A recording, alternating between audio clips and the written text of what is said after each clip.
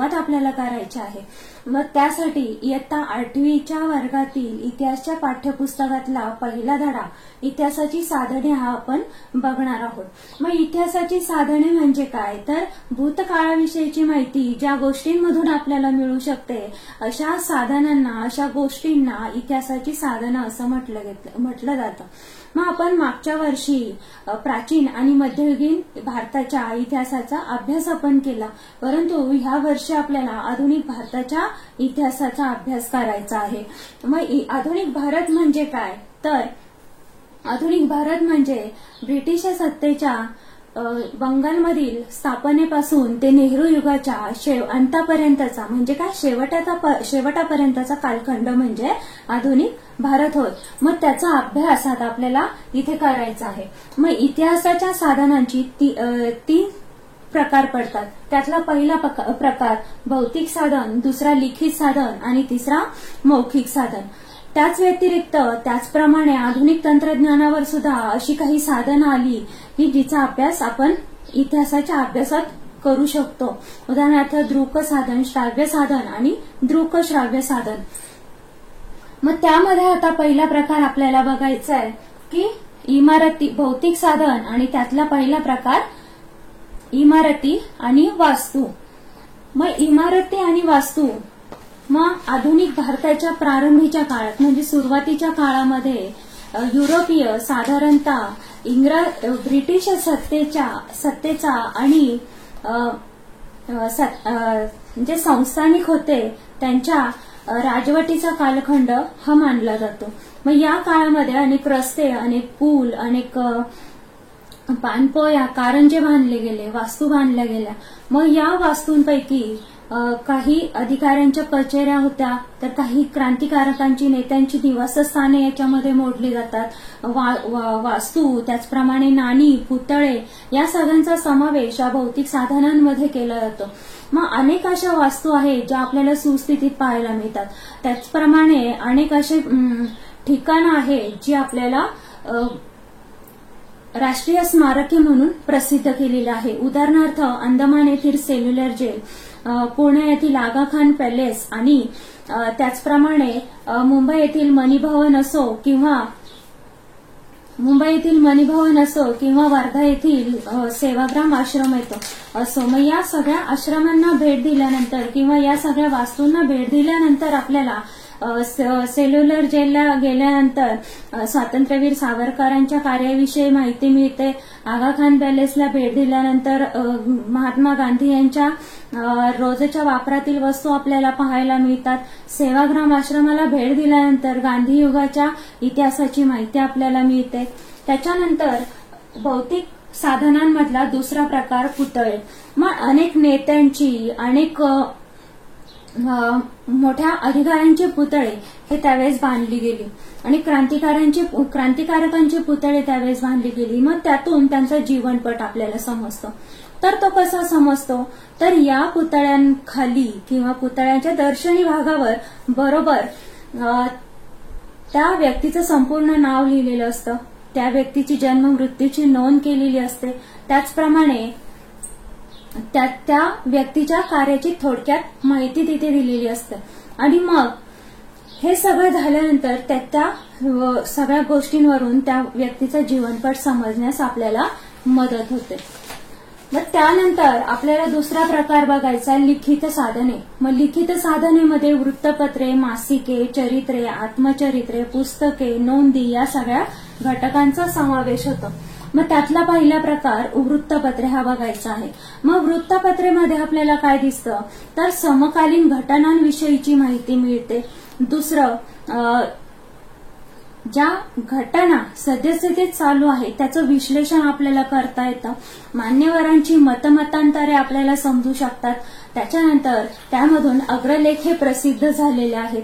मग या सगळ्या गोष्टींवरून त्यावेळच्या आर्थिक, सामाजिक, राजकीय, सांस्कृतिक परिस्थितीची जाणीव आपल्याला समजू शकते, परिस्थितीची जाणीव आपल्याला होऊ शकते।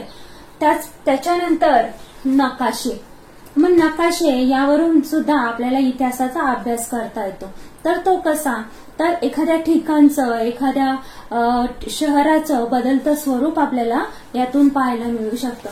मग मुंबई पोर्ट ट्रस्ट या विभागाकडे मुंबई बंदराचे आराखडे आजही आपल्याला पाहायला मिळतात. मग त्याचा विकास होत असताना अभियंत्यांनी म्हणजे इंजिनियर, मग या इंजिनियरने किंवा अभियंत्यांनी जे आराखडे तयार केली त्या आराखड्यांवरून आपल्याला आजच्या मुंबई नागरी विकासाची माहिती मिळू शकते.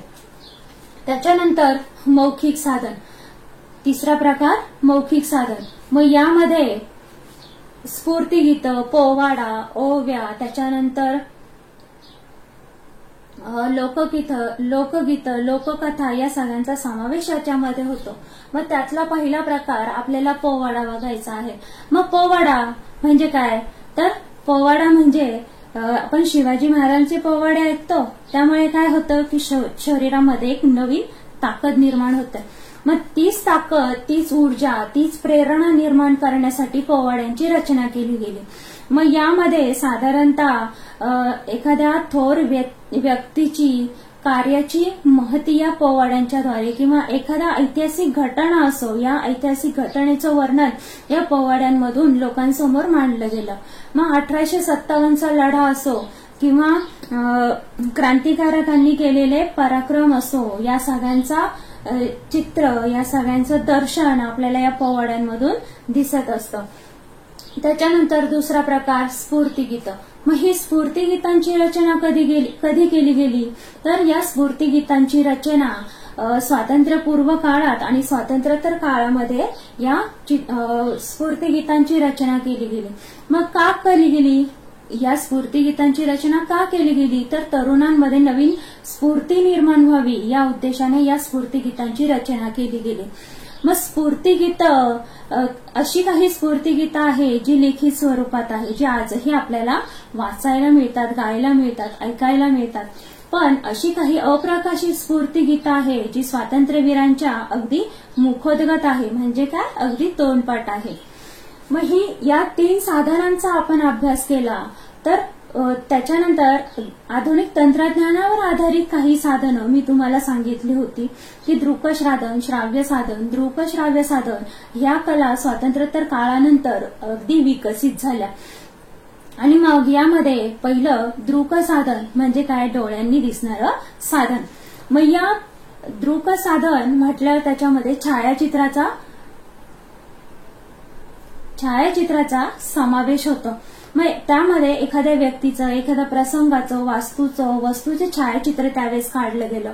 मग त्या प्रसंगांवरून, त्या व्यक्तींवरून ती व्यक्ती कशी असेल, कशी दिसत असेल, तिचा पेहराव कसा असेल किंवा प्रसंग पाहिल्यानंतर तो प्रसंग त्या छायाचित्राद्वारे बरोबर आपल्या डोळ्यासमोर उभा राहतो.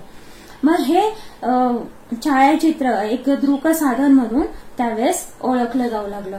त्याच्यानंतर उदयास आलेलं श्राव्य साधन म्हणजे काय, कानाने ऐकू येणारं साधन म्हणजे काय, ध्वनिफिते, ध्वनिमुद्रिते किंवा रेकॉर्ड्स.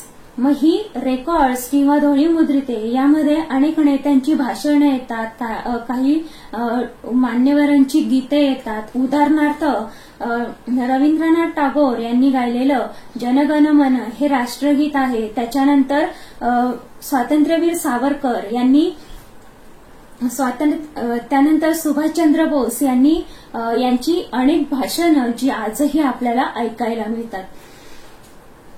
मग याचा समावेश, ध्वनिमुद्रिते किंवा रेकॉर्डचा समावेश इतिहासाच्या साधनांमध्ये श्राव्य साधन म्हणून त्याचा संबोध केला जातो किंवा ओळखलं जातं.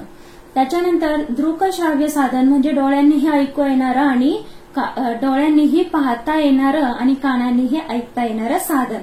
मग चित्रपट हे एक साधन जे आधुनिक तंत्रज्ञानाचा एक आगळा वेगळा आविष्कार मानला जातो. आधुनिक तंत्रज्ञानाचा एक आगळा वेगळा आविष्कार मानला जातो. चित्रपट म्हणजे पिक्चर, मूव्ही, जो सगळ्यांचा आवडता विषय.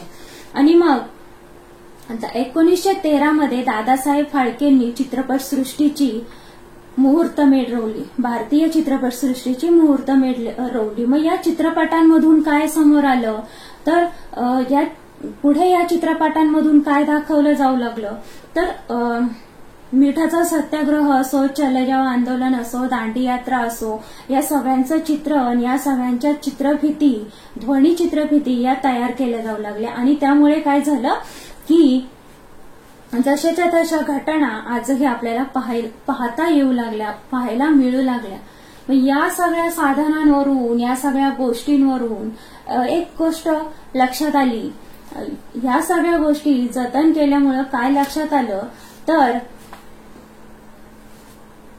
आपला जो ऐतिहासिक वारसा आहे, आपलं जे ऐतिहासिक सौंदर्य आहे, आपला जो इतिहासाचा हा समृद्ध वारसा आहे, तो आपण एका पिढीकडून दुसऱ्या पिढीकडे आता सोपवू शकतो. आपल्या पुढच्या पिढीलाही आपल्या मागचा जो इतिहास होता तो आता अनुभवता येणार आहे, पाहता येणार आहे.